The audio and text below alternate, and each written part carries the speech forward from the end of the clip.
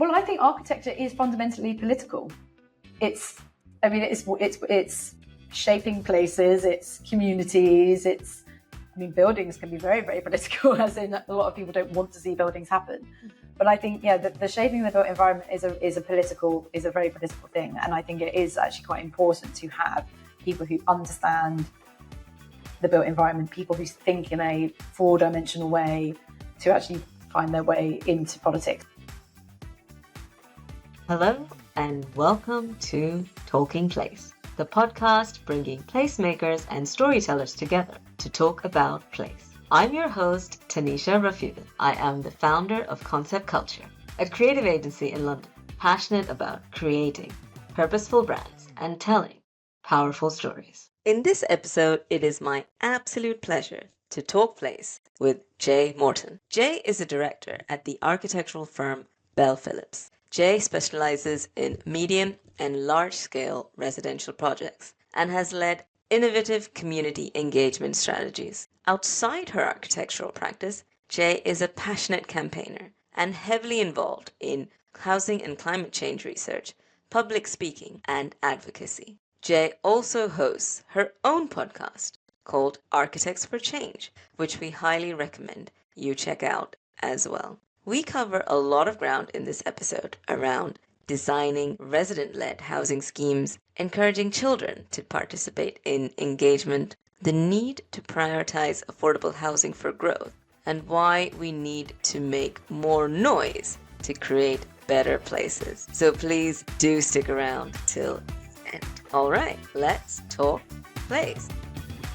Jay, welcome to Talking Place, the podcast where we bring placemakers and storytellers together to talk about place.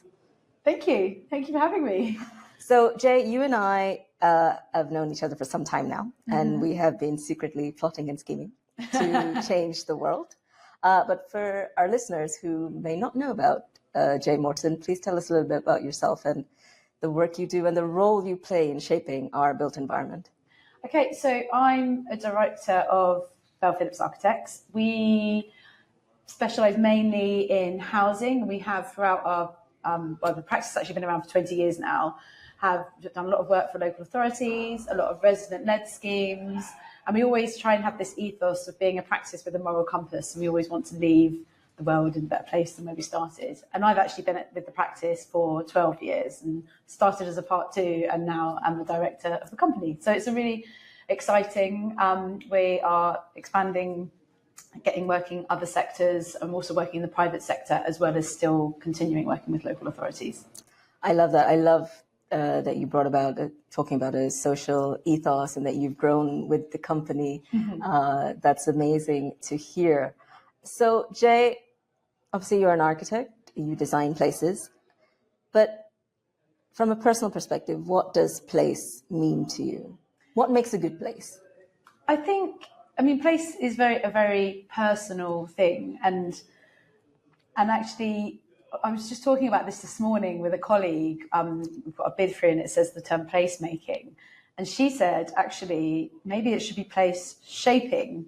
Because if we talk about placemaking, it's almost implying that there isn't a place to start with, and actually, everyone has a connection to where they live or where they work or places that bring memories. And I think places is about stories at the end of the day, and I think people actually make places. And I think that's something that we always need to think about when we are going into a new community, working with communities, whether it's bringing a new intervention or regenerating a whole estate or a whole high street, that what's there already and what makes their place. So I think that's the sort of fundamental point, that it is about stories, it's about connections, it's about communities, it's about friendships, it's about routine, and that's what sort of makes your place and builds your sort of environment, if that answers the question. No, absolutely it does. And to your point about whether it's placemaking or place shaping, I know a few consultants who do call themselves place shaping consultants now. Exactly to your point, that placemaking sounds a bit odd when you're working on urban regeneration. So there's a place that's already there, and we're just reshaping it for the future, whereas maybe it makes sense for a new build because there's no place Yeah, and I suppose it's that I really, really admire Jan Gehl. And there's this sort of historical way of architects and master planners. It's very much being like the bird's eye looking down and creating really cool shapes on a plan. That's not actually how you experience place. It's the experience at ground floor. It's what you see. It's what you touch. It's what you smell. It's about how you interact with the other human beings in that space, and maybe how that space can actually create that stage set for how you might interact with other people, like how wide the streets are, what activity there is, what you can see. So I think maybe where architecture and master planning might have been in like the sort of 50s and 60s, I think we are starting to understand the more human element. And I think, the work that he does and everything that he says when you read his books and see his TED Talks, I can really, really resonate with that actually it's about human beings and human shaped placemaking. Absolutely. I mean, places are fundamentally about people. And like you said, people make a place. And like you, I'm a big fan of Jan Gehl. Definitely while studying architecture, I would devour a lot of his work. So following up on that, again, now on a more personal level, which is your favorite place in the world and why? My favorite place in the world? I think that's a really, that's a really, really difficult question. And I think it depends, I suppose it depends how you're feeling. I think maybe bringing it to London, I think, as the city that I have started to call home. I'm not from here originally. And I think I know a lot of friends who are leaving London, and I feel such an attachment to it that I feel like I can't leave, because it is that city of villages. So actually, I think I might cheat and have a couple of places. I think go for it. Hampstead Heath is one of those just wonderful places that it's about, that I have a real personal connection to. I used to live in North London for years. I lived there for over 10 years. And I think it is that way to escape from the city and then almost overview the city from Parliament Hill. You can get lost in it, you can get run in it, you can get muddy in it, you can go swimming in the ponds. So actually that's also taking yourself away from the urban environment, but in the city. And I think that's what's so magic about it. You can be in the city and then you can be having a cold water swim amongst the trees, which I think is quite special, that juxtaposition between the two things. And then my other favourite bit of London is actually Soho, because I feel that it is still very London. You can sense the history. It's layers of lots of activity. It's still really, really buzzing. It's evolved over time, but it still has that sort of essence to it. And I feel that is very much what London is to me. It still feels very London, if that makes sense. I love it. I mean, like you, I have an extreme addiction to London as well. I can't visualize where I would live next if I had to move. I've also been in London for 15 years now, and I travel the world and I visited over 200 cities, and I keep coming back to London. I keep coming back. There's plenty of like wonderful cities. I think one city I went on a university trip, obviously a really long time ago, was Mexico City, and I think again maybe it is that mixture of, it is almost like a collection of villages in itself, and the sort of colour and the vibrancy. It would be great if we could do buildings as colourful as they do in Mexico. I think we don't have the weather for it, but I think that would be another one that springs to mind. But like you said, like the world is full of such amazing places, but I think London is very much home, and maybe that's what makes it your favourite place. Yes, I think that's a personal connection, and I agree with you. Why can't we bring more colour into our buildings? I mean, Ricardo Legarreta is one of my favorite architects, and when I went to Mexico and Mexico City, I was just fangirling all the time. And there's a project in South London called the Fashion and Textiles Museum. Yes. And it's one, again, I was like, oh my god, this is just down by where I live. I can now experience a Legarreta building firsthand. But and also commissioned by the very fabulous Sandra Rhodes. Yes, exactly. So I definitely resonate with what you've just said. And where would we go next? It's so hard to leave London. And now maybe after this podcast we go and have a swim in Hampstead Heath. Anyway, thank you very much for sharing that. Now, coming back to your social ethos as a practice, the practice is well known for residence-led schemes. Can you tell us a little bit about how you go about designing a residence-led scheme? Yeah, so we historically the practice was on Bermondsey Street, and we were very much involved in the Bermondsey Neighbourhood Forum. And so one of our earliest resident-led schemes is working with the Leather Market JMB, the Leather Market estate, the Kipling estates, sort of working out where they could sort of do infill on their estates. Now, estate regeneration has had sort of a bit of a reputation over the past 10 years, where in some instances, some residents feel like development is being done to them, or in the case of demolition, I mean, that's even more contentious. But in this instance, the community, the local community of the Kipling estate, wanted to take matters into their own hands. Obviously, this is really close, a stone's throw from the Shard. It's next to London Bridge Station, so it's Zone 1, and I think what's quite actually magic, talking about place and stories and people, is a lot of the families that are there are descendants or are the families that were moved from Surrey Quays during the war. So it's the sort of history feels so much closer, and it's that really important tight-knit community that through house pricing, housing crisis, gentrification, in bad regeneration, younger people are unable to stay in the community and to stay near where their parents live and stay where they live, which actually is an important thing for the functioning of our society, actually.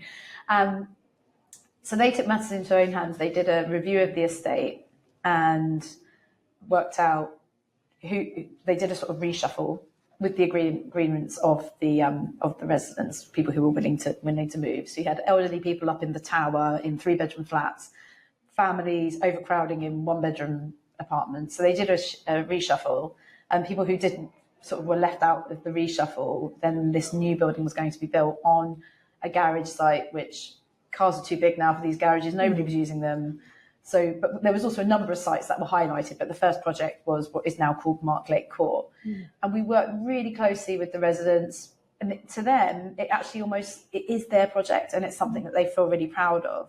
And there were residents on the estate, particularly those who were right next to where the building were going to be, who were really against anything, and particularly anything that might be slightly tall. But through models, walkarounds, I think it's a really good tool of understanding what people like and what they don't like.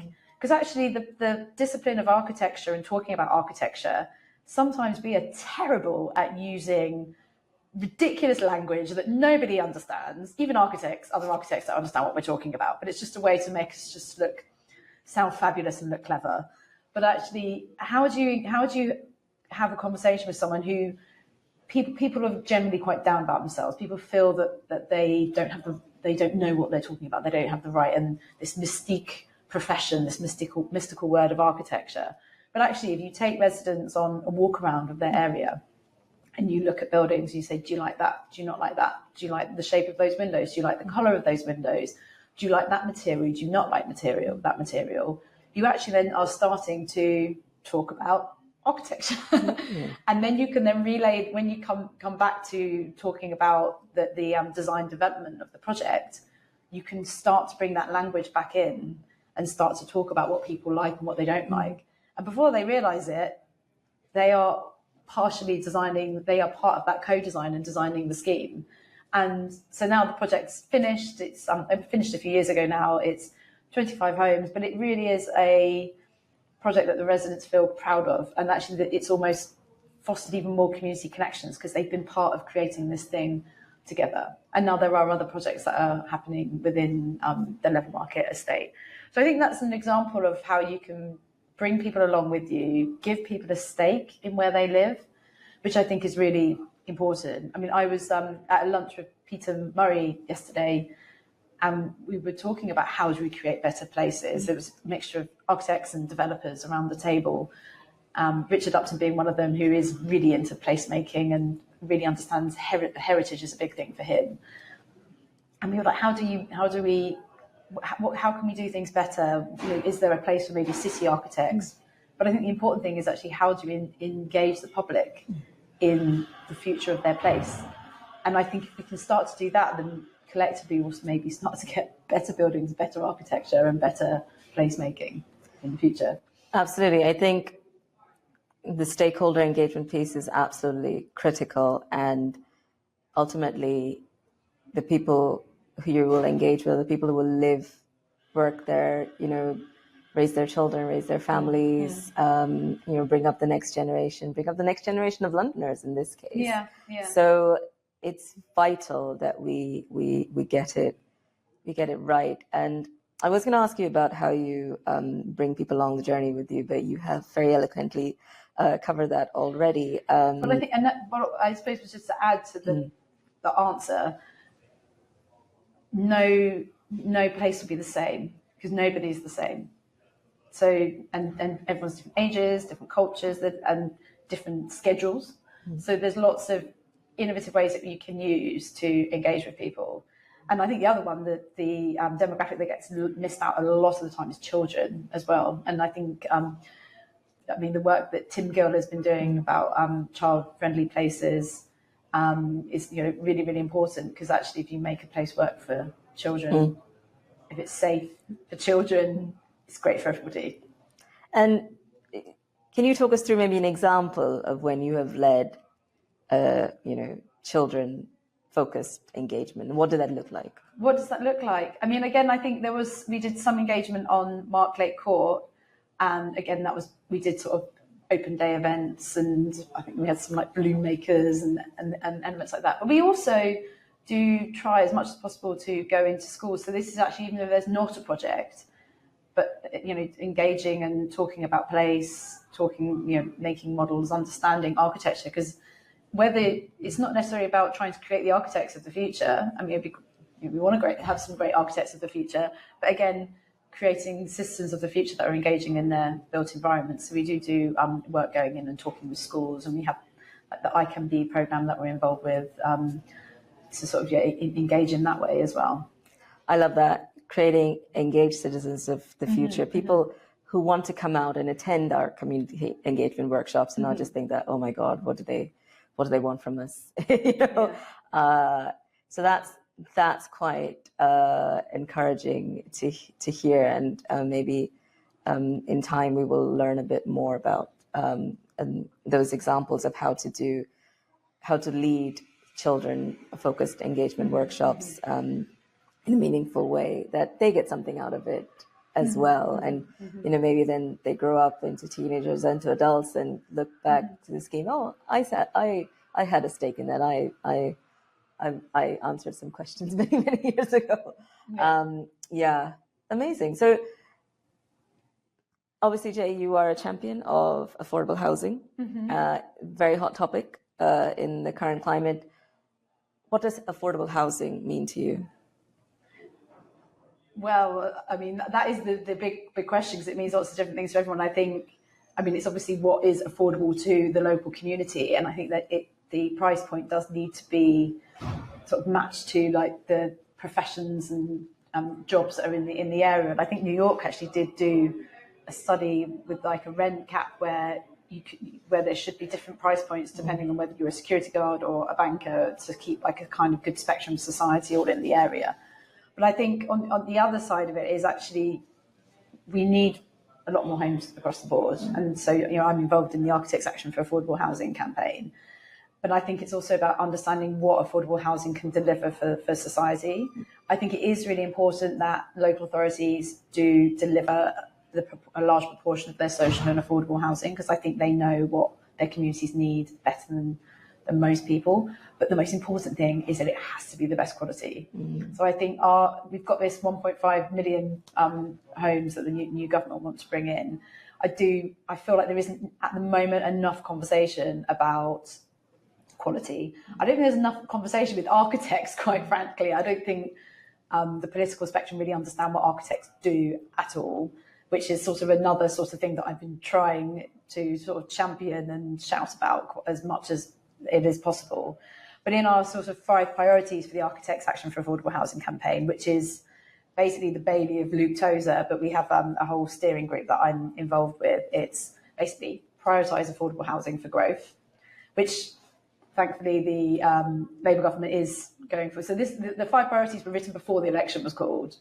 So then the new Labour government came in. So we are actually thinking about how we evolve these priorities. But one is prioritise affordable housing for growth, all affordable housing to be net zero, so sort of considering sustainability, but not just solar panels everywhere, thinking about embodied carbon as well.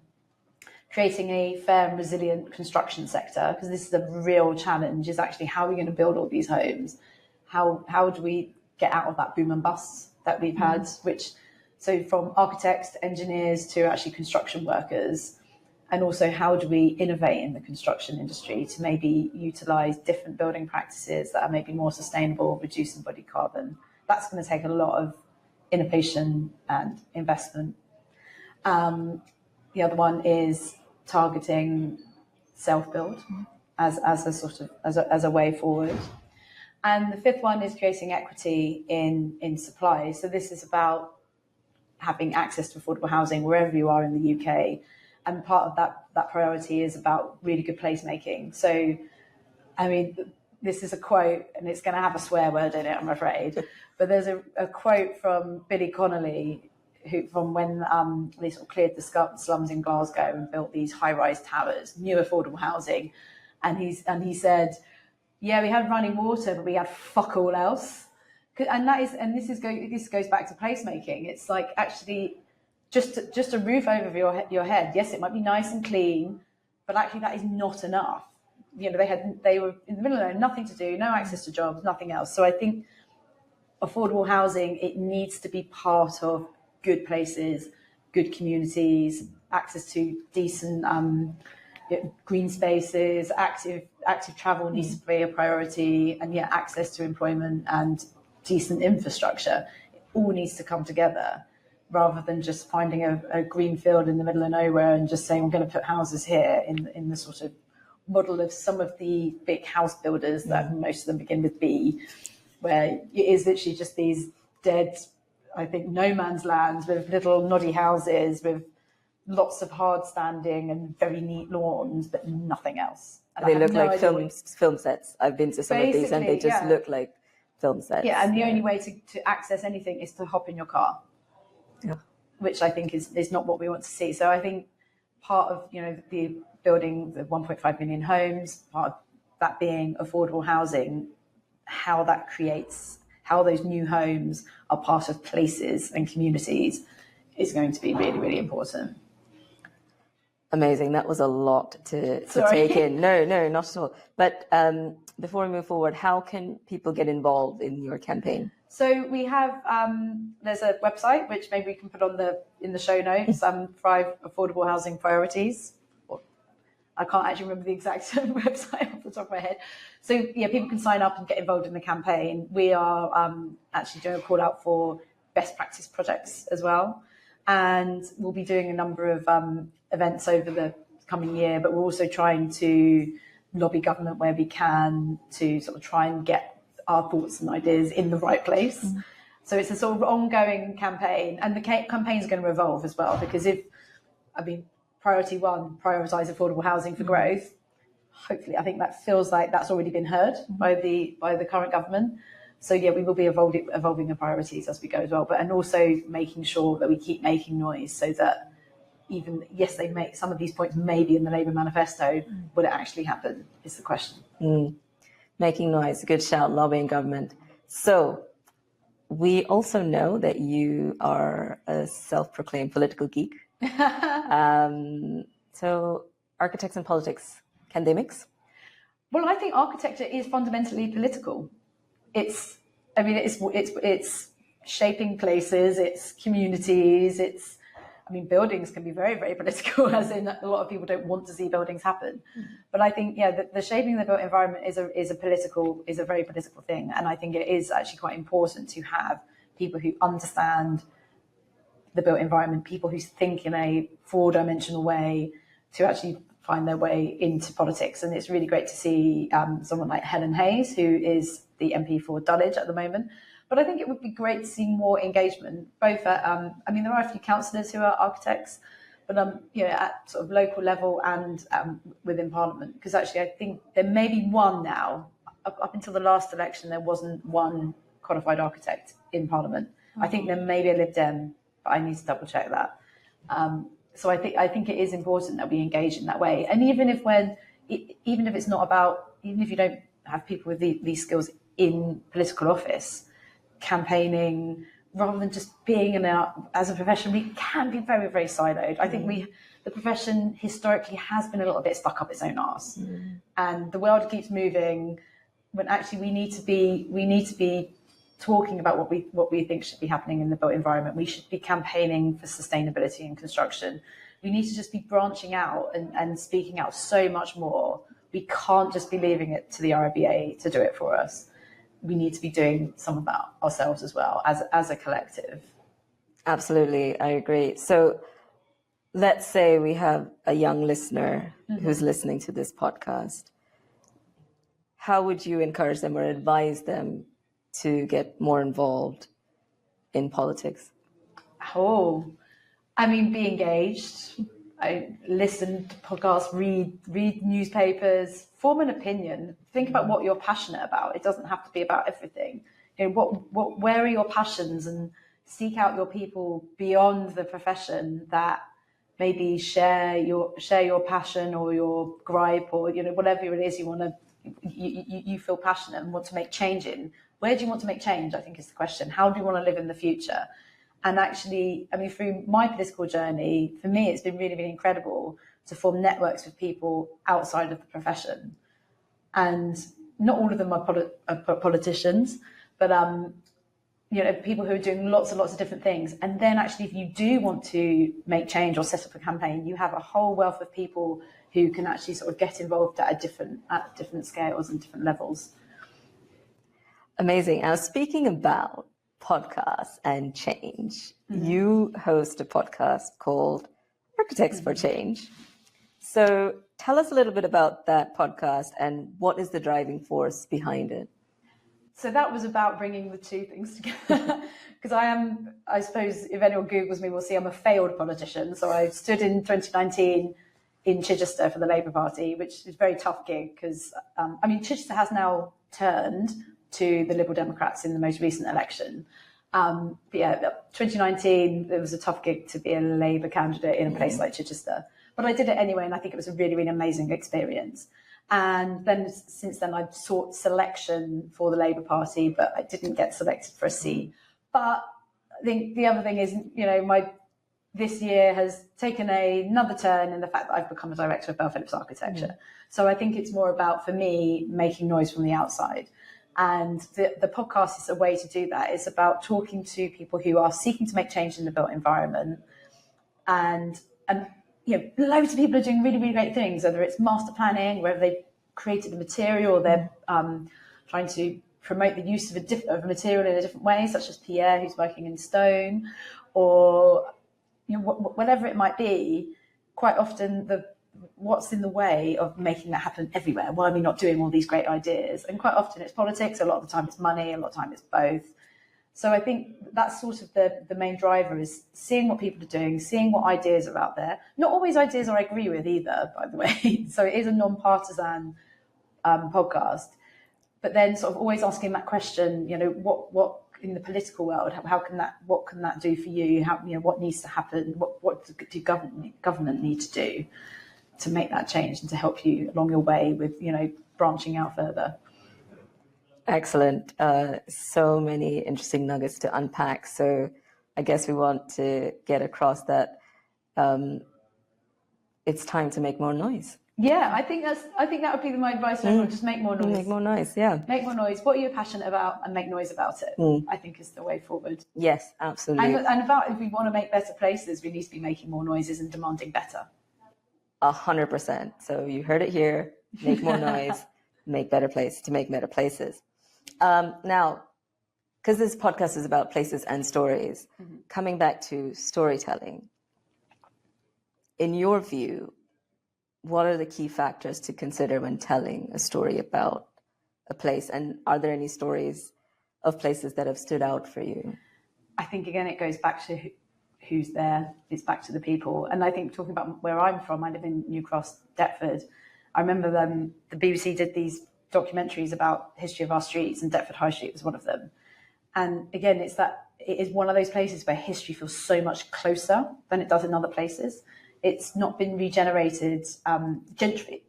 it's had an element of gentrification, but it's been done in pockets. So it's actually the sort of new bits are very cheap by jowl with Deptford as a whole. I mean, Deptford High Street is a conservation area, but not in the paint it with Farrow and Ball situation. It is like Deptford High Street as the character of Deptford High Street is what makes it the conservation area. Like the flea market, the food market, the type of businesses that are there. They're all local businesses. No chains have made their way into Deptford High Street. And that's there's a reason for that.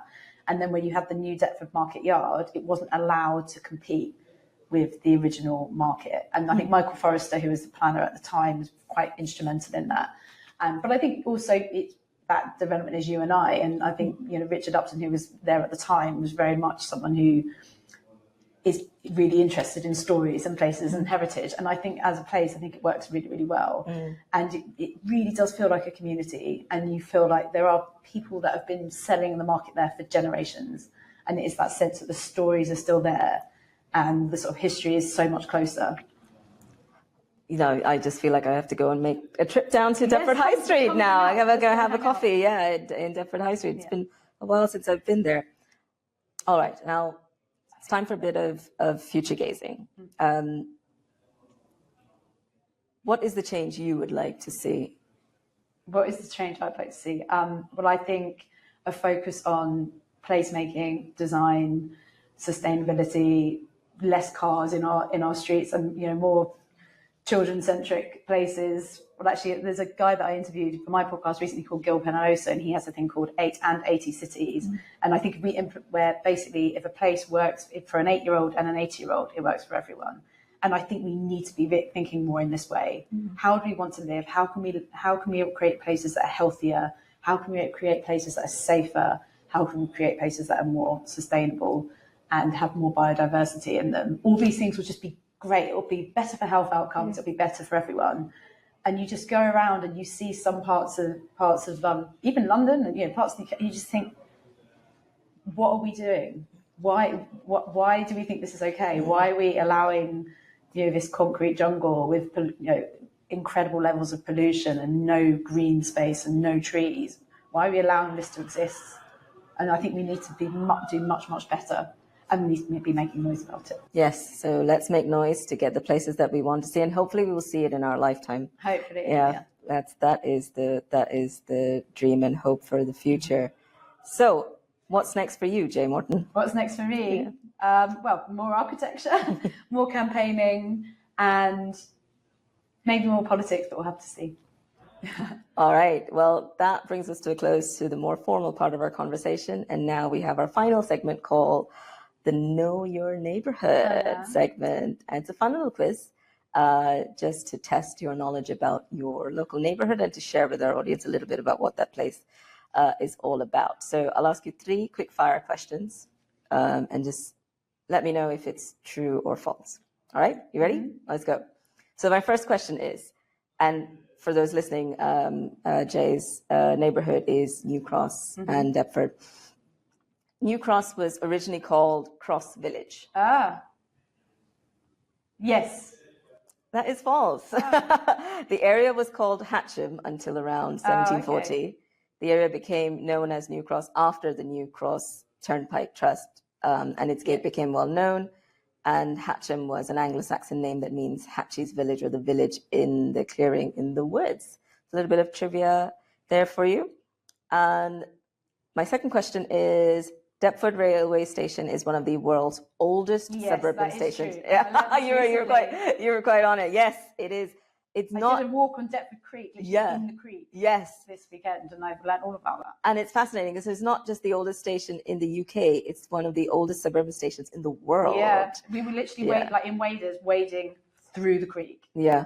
In the mark, it's hilarious. Great. But nearly lost my little boy, but anyway. Next question. Hope you found him. And it ran the first suburban service from London Bridge and Greenwich.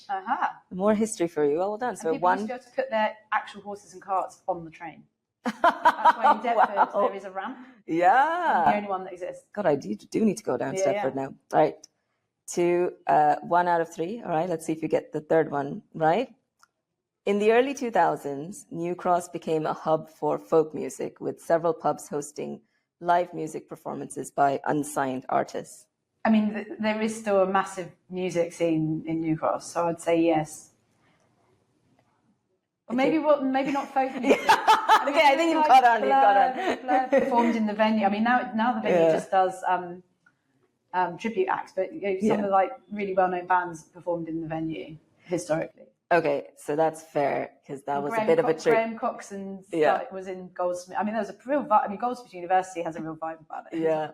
So that was a trick question. It's so New Cross became a hub for indie rock, and not folk music. Okay. So that was just to trick you. But I will give it to you because you're right. It did have a music scene. So 2 out of 3, not bad. Excellent. Yeah. So it sounds like you do know New Cross and Deptford. Yeah, 1.5 out of 3. That's fair. Well, Jay, this has been so much fun.